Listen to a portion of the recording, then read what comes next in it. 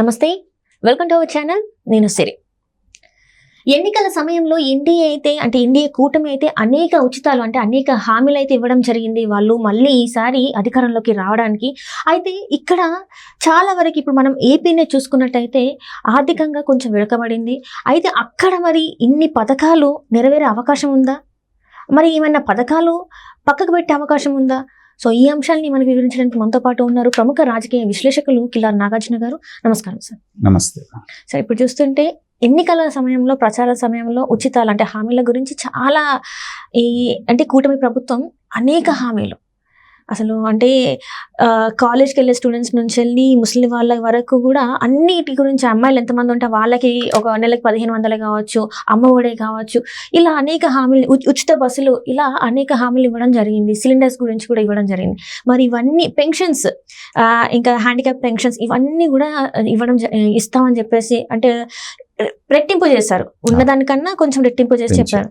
So ఇప్పుడున్న ఆర్థిక పరిస్థితులతో పోల్చుకుంటే మరి ఇన్ని హామీలు నెరవేర్చే అవకాశం ఉందా, లేకపోతే ఏమైనా హామీలు పక్కకు పెట్టే అవకాశం ఉందా? అసలు ఎలా అంటారు? దీని నుంచి అసలు ఎలా బయటపడతారు? హామీలు అమలు చేయాలా అంటే చేయొచ్చు. అన్ని ఎలాగా? జగన్మోహన్ రెడ్డి గారు ఎలా అయితే అప్పు తెచ్చుకున్నారో మళ్ళీ అప్పు తెచ్చుకొని ఆ అప్పు తీసుకొచ్చి వీళ్ళకి పథకాలు పంచవచ్చు. ఎందుకంటే 5 సంవత్సరాల్లో జగన్మోహన్ రెడ్డి గారు చేసిన పని అదే కదా.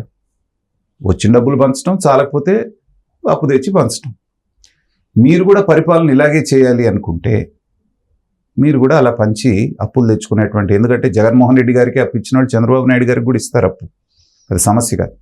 కానీ రాష్ట్రానికి అది అరిష్టం. ఎందుకంటే ఆల్రెడీ ఇప్పటికే అప్పుల ఊబిలో మునిగిపోయినటువంటి రాష్ట్రానికి మరిన్ని అప్పులు తీసుకొచ్చి, పోనీ తెచ్చిన అప్పుని ఏదైనా ప్రొడక్టివ్గా దానికి ఏదన్నా దాని నుంచి ఆదాయం జనరేట్ చేసేటట్టుగా కనుక పెట్టుబడులు పెడితే అది అర్థం ఉంటుంది. కానీ కేవలం ఉచితాలకు అప్పులు తీసుకొచ్చి పంచడం అంటే అంతకంటే దౌర్భాగ్యం ఇంకొకటి లేదు. అయితే కొంచెం లోతుగా కనుక మనం ఆలోచించి ప్రజల్ని చైతన్యపరచి కనుక చంద్రబాబు నాయుడు గారు చేయగలిగితే ₹1 కూడా అదనంగా పే చేయకుండా ఈ అన్ని పథకాలని ఆయన అమలు చేసేటువంటి ఒక సౌలభ్యం ఉంది. ఒక రాజకీయ విశ్లేషకుడుగా నాకున్నటువంటి అవగాహన ప్రకారం నేను చెప్తున్నాను. ముఖ్యంగా 3 పథకాలు తీసుకుందాం మనం. ఒకటి అమ్మఒడి, 2 ఈ ఆడపిల్లలకి 18 సంవత్సరాల నుంచి 59 సంవత్సరాల వాళ్ళకి ప్రతి నెల 1500 ఇస్తాననేటువంటి పథకం. 3వ పథకం వచ్చి రైతు భరోసా. ఈ 3 గవర్నమెంట్కి బాగా భారమైనటువంటి ఇవి. సరే, ఫ్రీ బస్సు మిగతా ఉన్నాయి, వాటి గురించి మళ్ళీ మాట్లాడదాం.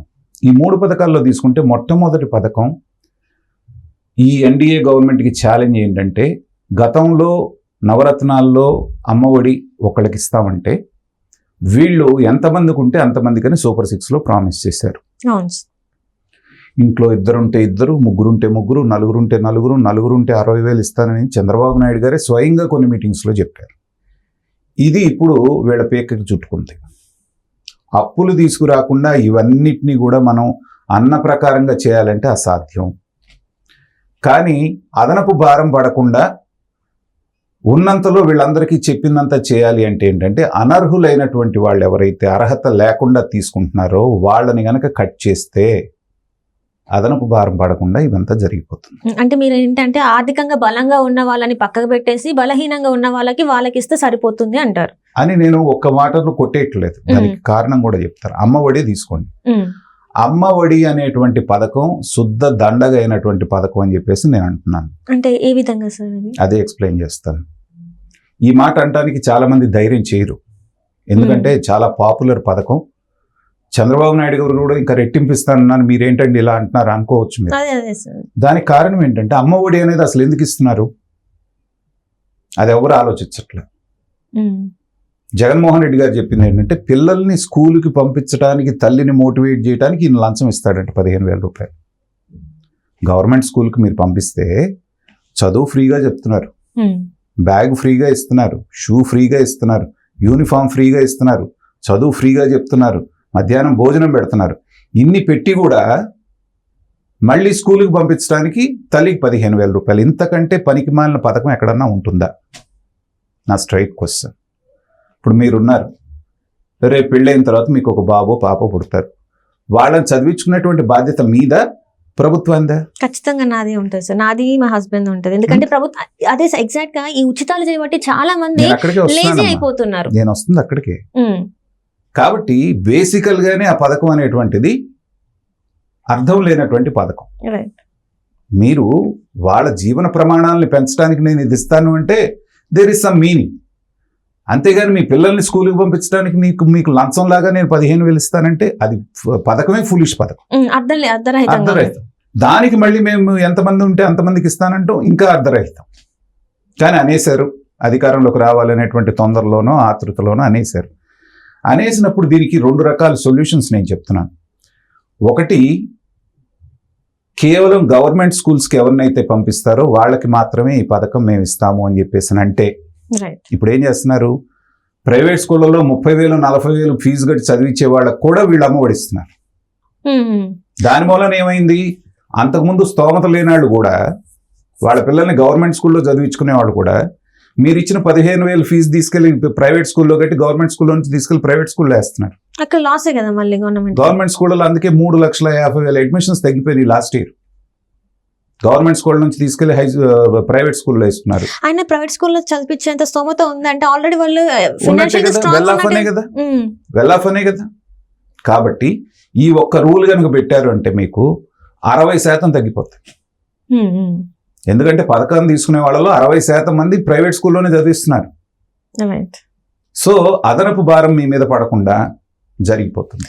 కానీ ఇదంతా మనం మాట్లాడుతున్నాం సార్, కానీ ఇదంతా ఒకవేళ ఒక లైన్లో కనుక పెట్టితే జనాలు దీన్ని ఆహ్వానిస్తారంటారా? ఆహ్వానించినా ఆహ్వానించకపోయినా ఇక్కడే ఇంకొక మతలబు ఉంది. పథకాలు తీసుకున్నటువంటి 40% మంది జగన్మోహన్ రెడ్డి గారికి ఓట్లేశారు. తీసుకున్న వాళ్ళంతా మీరు 3 రెట్లు ఇస్తామన్నా 4 రెట్లు ఇస్తామన్నా 40% మీకు ఎందుకే లేదు అంటే పథకాలు తీసుకున్న వాళ్ళందరూ జగన్మోహన్ రెడ్డి గారికి ఓటేశారు. ఇది మనకు కొంచెం ఎక్కువగా మాట్లాడాల్సి ఉంటుంది ఈ టాపిక్ మీద. సో వాళ్ళకే ఓట్లేశారు. మీరేం చేస్తున్నారు, అధికారంలోకి రావాలన్నటువంటి ఆత్రంతో మీకు ఓటైన వాళ్ళకే 3 రెట్ల పథకాలు మీరు ఇస్తున్నారు ఇప్పుడు. అవునా కాదా? మీకు ఓటేసిన వాళ్ళు ఎవరు? ఉద్యోగస్తులు, సమాజం మారాలనుకునే వాళ్ళు, అభివృద్ధి కావాలనుకునే వాళ్ళు, వీళ్ళందరూ మీకు న్యూట్రల్ ఓటర్స్ చేశారు.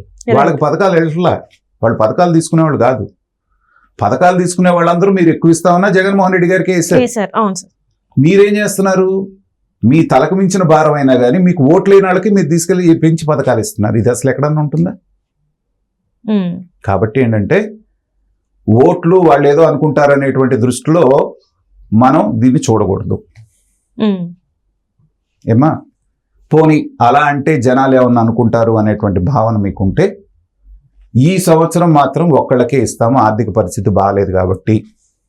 వచ్చే సంవత్సరం నుంచి ఆర్థిక పరిస్థితి బాగుంటే ఇంట్లో ఎంతమందికి ఇస్తే ఉంటే అంతమందికి ఇస్తాం అనేటువంటిది చెబితే 1 సంవత్సరం రోజులు వీళ్ళకి ఊపిరి పీల్చుకోవడానికి టైం దొరుకుతుంది. కానీ ఇదంతా జగన్మోహన్ రెడ్డి గారికి మరి ఒక ఛాన్స్ దొరికినట్టే అవుతుంది కదా. ఏది చేసినా ఛాన్స్. వాళ్ళు విమర్శించేవాళ్ళు విమర్శిస్తూనే ఉంటారు. మీకు ఏమి ఎన్నికలు ఏమి పక్కన లేవు కదా. వాళ్ళు విమర్శించినంత మాత్రం మీకు మునిగేదేం లేదు కదా. వాళ్ళు అసలు మీ ఓటర్లే కాదు కదా. కాబట్టి మునిగేదేం లేదు. ఇక 2వ పథకం మనం ఏమనుకున్నాము, రైతు భరోసా. రైతు భరోసాలో అచ్చంగా వ్యవసాయం చేస్తున్న వాళ్ళు ఎంతమంది ఉన్నారు? కౌలు రైతులు ఎక్కువ వరకు ఉన్నారు. తీసుకుంటుంది ఎవరు తీసుకుంటున్నారు పథకాన్ని? ఒరిజినల్ ఓనర్స్ తీసుకుంటున్నారు. ఒరిజినల్ ఓనర్ ఇప్పుడు తెలంగాణనే తీసుకుందాం అమ్మా. రైతు బంధు తీసుకున్నారు, బ్యాంకులో లోనులు తీసుకున్నారు, ఇప్పుడు 2 లక్షల దాకా రుణమాఫీ పొందుతున్నారు. అసలు వ్యవసాయమే చేయట్లేదు. దండగా మారిన పథకం కాదా ఇది? నష్టపోయేది మాత్రం కౌలు రైతులు మాత్రం. కౌలు రైతు బ్యాంకు లోన్ ఇవ్వదు, రైతు బంధు రాదు. మీరు వాడు అప్పు తెచ్చుకొని పడితే పండుతుంది, లేకపోతే ఆత్మహత్య చేసుకుంటున్నాడు. ఇది ఎక్కడ పథకం? ఇదంతా క్యాలిక్యులేట్ చేసుకొని ఇవ్వాలి అంటే టైం పడుతుందన్నా, లేకపోతే ఎందుకు ఇట్లాంటివి? వారం 10 రోజుల్లో క్యాలిక్యులేట్ చేసుకోవచ్చు. ఇప్పుడు మా కృష్ణా జిల్లా, గుంటూరు జిల్లా, ప్రకాశం జిల్లా ఇవన్నీ ఉన్నాయి. ఉభయ గోదావరి జిల్లాల్లో పొలాలు ఉన్నవాళ్ళు ఎవరైనా వ్యవసాయం చేస్తున్నారా? కష్టం. వాళ్ళందరు పిల్లలు పెరిగి పెద్దాళ్ళు అయిపోయి అమెరికా, ఆస్ట్రేలియా అక్కడ ఇక్కడ పోయి వాళ్ళకి ఒక్కొక్కడు 30 ఎకరం, 50 ఎకరం, 100 ఎకరం ఉన్న రైతులు ఉన్నారు. ఎవడో కౌలోడు చేస్తున్నాడు, వీళ్ళకి రైతు బంధువులు పడుతున్నాయి. రైట్. రైతు భరోసాలు. మరి ఇదంతా దుర్వినియోగమైనట్టే కదా. కాబట్టి సింపుల్ లా తీసుకొచ్చి ఎవరైతే పొలంలో దిగి వ్యవసాయం చేస్తున్నారో వాళ్ళకి మాత్రమే మేము ఇస్తాము అంటే 50% భారం తగ్గిపోతుంది.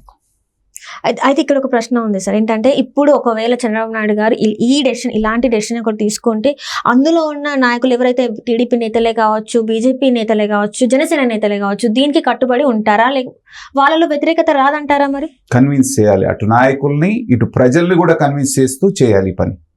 పథకం మిస్యూజ్ అవుతుంది. ఎవరైనా సరేనమ్మా, దొంగలకి ఇవ్వు అంటే దొంగకి ఇవ్వు అని ఎవరైనా చెప్తారా?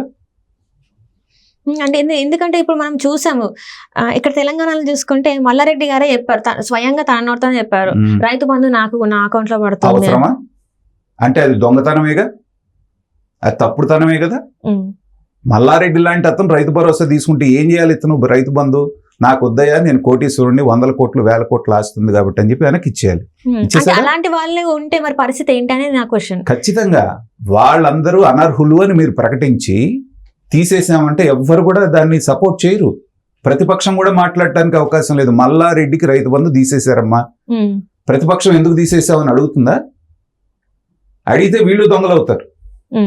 అందుకని ప్రజల్ని, నాయకులను కూడా ప్రిపేర్ చేసి ఈ మిస్యూజ్ అవుతున్న దాన్ని అరికట్టి రేషనలైజ్ చేసి మేము ఇస్తున్నాము అనేటువంటి పథకం కనుక తీసుకొస్తే దానికి కూడా అదనంగా వీళ్ళు 5,000 ఇస్తా ఉన్నారు, వాళ్ళు 15,000, వీళ్ళు 20,000 అన్నారు, దాని మీద కూడా భారం పడుతుంది. ఇక ఫైనల్గా మూడోది తీసుకుంటే 1,500 రూపాయలు ప్రతిసారి. ఒక ఉదాహరణకి ఒక ఇంట్లో 18 ఏళ్ళ అమ్మాయి ఉంది. మీరేమంటున్నారు? 18 నుంచి 59 సంవత్సరాల వాళ్ళకి ఇస్తా ఉంటున్నారు. 18 సంవత్సరాల అమ్మాయి వయసు, వాళ్ళ అమ్మ వయసు 38 సంవత్సరాలు, వాళ్ళ అమ్మమ్మ వయసు 58 సంవత్సరాలు. ఒకే ఇంట్లో ఉంటున్నారు. ఎంతమందికి ఇస్తారు? మీ లెక్క ప్రకారం ముగ్గురికి ఇవ్వాలిగా. అవును సార్, 3,15 ఇవ్వాలి. అది న్యాయమేనా? 4,500 ఒక్క ఇంట్లోకి వెళ్ళిపోతున్నాయి. తర్వాత ఈ తల్లి రైతు బంధు కూడా మన అమ్మ ఒడి కూడా తీసుకుంటుంది. ఇంకో పిల్లోడు కూడా ఉన్నాడు, భర్త లేడు, వితంతు పింఛన్ కూడా తీసుకుంటుంది. వాళ్ళ అమ్మగారికి వృద్ధాప్య పింఛన్ వస్తుంది. ఇన్ని పథకాలు ఒక ఇంట్లోకి న్యాయమైనా కూర్చోబెట్టి ఇవ్వటం. ఇంకా పనిచేసే వాళ్ళు ఎక్కడ ఉంటారు? కాబట్టి ఏం చేయాలంటే ప్రభుత్వ పథకం ఏదన్నా తీసుకుంటే ఒక పథకానికి మాత్రమే వీళ్ళు అర్హులు అనేటువంటిది ప్రకటించారనుకోండి, చాలా కొద్ది మొత్తంలో దీన్ని సరి చేయొచ్చు. అలాగే ఇంకోటి ముఖ్యమైనది జరగబోతున్న విషయం ఏంటంటే ప్రజలకు జరగబోతున్న లాభం. చంద్రబాబు నాయుడు గారు ఇవాళ మద్యం మీద సమీక్ష చేస్తున్నారు. 60 రూపాయలు ఉన్న క్వార్టర్ బాటిల్ 200కి అమ్మారు మొన్నటిదాకా. ఇప్పుడు కనీసం ఎంత తగ్గించినా 100 రూపాయలు చేశారనుకోండి బాబు గారు, ఏమవుతుంది? రోజుకు 100 రూపాయలు మిగిలినట్టే కదా. 30 రోజులకి 3,000, సంవత్సరానికి 36,000 రూపాయలు. అంటే 36,000 రూపాయలు మీకు ఇచ్చినట్టుగా గవర్నమెంట్. ఇది ప్రజలకి అవగాహన కల్పించేటట్టుగా చెప్పాలి. చెప్తే ఇదిగో మా ఆదాయాన్ని కూడా తగ్గించుకొని మీకోసం 36,000 రూపాయలు. ఎందుకంటే ఇవాళ పథకాలు తీసుకునే వాళ్ళలో 70 to 80% మందు కొట్టేవాళ్ళే ఉంటారు. ఆ మాటకు వస్తే మన సమాజంలో మొత్తం చిన్న పెద్ద అని లేకుండా అందరూ 70% to 80% మందు కొట్టేస్తున్నారు. చిన్నవాడు లేదు, పెద్దవాడు లేదు. కాబట్టి ఆ తగ్గించడం అనేది అందరికీ బెనిఫిట్ చేసినట్టేగా. అందులో నాణ్యమైన మద్య, పిచ్చి మందులు తీసేస్తానంటున్నారు. ఇలాగా ఒక్కొక్క పథకాన్ని మీరు ప్రజలకు ఎక్స్ప్లెయిన్ చేస్తూ మాకున్న కంపల్షన్స్ ఇవి, అర్హులైన వాళ్ళు ఒక్కళ్ళు కూడా నష్టపోరు, అనర్హులకి తీసేస్తున్నాము అంటే అటు ప్రతిపక్షం విమర్శించే అవకాశం లేదు, అధికార పక్షానికి భారం తగ్గుతుంది. ఇలాంటి సజెషన్స్ అన్ని తీసుకొని నేను మొన్న ఎక్కడో ఒక చోట మాట్లాడితే ఒక అతను కింద కామెంట్ పెట్టాడు ఉచిత బస్సు గురించి. సార్ 50 కిలోమీటర్ల దూరం మాత్రమే ప్రయాణం చేయాలి అని ఒక రూల్ పెడితే బాగుంటుంది సార్ అని. అద్భుతమైనటువంటి ఆలోచన. అసలు నన్ను అడిగితే యాజ్ అమ్మాయిగా అసలు ఉచిత బస్సు వద్దు అని నేను అంటాను సార్. అంటే వద్దు అంటానికి కూడా కాదమ్మా. ఇప్పుడు నువ్వు ఎక్కడికి వెళ్ళి ఉద్యోగం చేసుకోవాలి, ఆర్థిక పరిస్థితి బాగాలేదు, బస్సుకి ఎంత 200, 300, 500 అవుతుంది, లేదంటే మీకు నయమేగా. కానీ అది కూడా అర్హులకే కావాలి. ఇప్పుడు 50 కిలోమీటర్ల రేడియస్ అన్నారనుకోండి, కాలేజీకి వెళ్ళే అమ్మాయిలకి, ఉద్యోగాలకు వెళ్ళేటువంటి అమ్మాయిలకి, కూరగాయలు బోరగాయలు పండించుకొని ఇటు పక్కన ఉన్న టౌన్కు తీసుకెళ్ళి ఇది చేసేటువంటి వాళ్ళకి, నిజమైనటువంటి వాళ్ళకి అంతో కొంత హెల్ప్ జరుగుతుంది. అట్లా కాకుండా ఎక్కడో శ్రీకాకుళంలో ఉన్నటువంటి లేడీ ఆడమనిషి అయినంత మాత్రాన చిత్తూరు జిల్లాలో ఉన్న వెంకటేశ్వర స్వామికి నేను ఫ్రీ బస్సులో వెళ్తానంది అనుకోండి, ఆల్రెడీ అలానే జరుగుతున్నాయి కదా సార్. అదే జరుగుతుంది తెలంగాణలో, కర్ణాటకలో మనం చూసాం. అదే జరుగుతుంది. టీ కాబట్టి కాఫీలు తాగడానికి కూడా బస్సులలో చేస్తున్నారు. కాబట్టి అవసరం ఎక్కడ ఉందో అక్కడ మీరు పథకం ఇవ్వండి. ఒక 50 కిలోమీటర్ల రేడియస్ లో ఉన్న దానికి ఫ్రీ అనండి. పథకం మీరు చేసినట్టు ఉంటుంది, మిమ్మల్ని విమర్శించేటువంటి పద్ధతే ఉండదు. ఇలాగా కొంచెం అందరి అభిప్రాయాలు గనక తీసుకొని చంద్రబాబు నాయుడు గారు కూటమి ప్రభుత్వం గనక, ఇప్పుడు నాకున్న లిమిటెడ్ ఎక్స్పీరియన్స్ లో నేను ఇన్ని సజెషన్స్ ఇవ్వగలిగాను. రైట్. అట్లాగే ఇంకా గొప్ప గొప్ప మేధావులు ఉన్నారు. అందరితోటి ఒక మేధోమథనం చేసి అదనపు భారం రాష్ట్రం మీద పడకుండా, అప్పుల పాలు కాకుండా పథకాన్ని ఎలా అమలు చేయాలనేటువంటిది సలహాలు, సూచనలు ప్రజల నుంచి కూడా తీసుకోండి. ఇప్పుడు నా వీడియో చూసినటువంటి ఒక సాధారణమైనటువంటి వ్యక్తి బ్రహ్మాండమైనటువంటి సజెషన్ ఇచ్చాడు. అది నా సజెషన్ లాగా నేను చెప్పట్లేదు, ఎందుకంటే క్రెడిట్ అతనికే ఇస్తున్నాను. అతని ఆలోచన, అతని మైండ్లో నుంచి వచ్చినటువంటి ఆలోచన, అద్భుతమైనటువంటి ఆలోచన. మీరు పథకం ఇచ్చినట్టు ఉంటుంది, అనర్హులకి ఇవ్వనట్టు ఉంటుంది. కాబట్టి ఇలా ప్రజల్లో నుంచి వచ్చే వాటిని అన్నిటిని కనుక తీసుకుంటే సొల్యూషన్స్ బ్రహ్మాండంగా వస్తాయి. రాష్ట్రం మీద ₹1 అదనం భారం లేకుండా మనం అద్భుతాలు చేయొచ్చు అనేటువంటిది నా అభిప్రాయం. Right sir, right. Thank you so much.